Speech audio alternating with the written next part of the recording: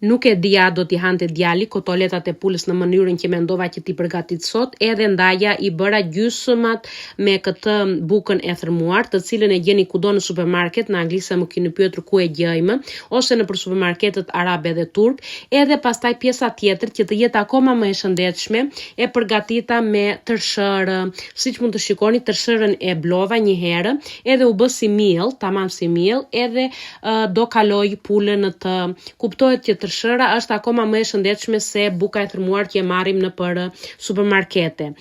Por siç u thash, nuk e dija nëse djalit do t'i pëlqente me tërshërë, edhe përgatita dy lloj. E di që burrit nuk i pëlqen me tërshërë, edhe ai do hante kuptohet nga kjo që është me bukën e thërmuar, nga kjo që është ngjyra e verdhë. Kjo tjetra e bardha është tërshërë. Siç mund të shikoni i përgatita edhe i vendosa të dyja në një tepsi, nuk ka problem fare. Dua të them që djalit i pëlqeu shumë edhe me tërshërë pula. Tani i vendosa në furrë në 180 gradë, piqen në të njëjtën kohë, dua të them, kuptohet, nuk ka rëndësi fare që janë me ashtu të ndryshme nga lartë. Siç shikoni u bën shumë të mira, shumë krokante u bë pula.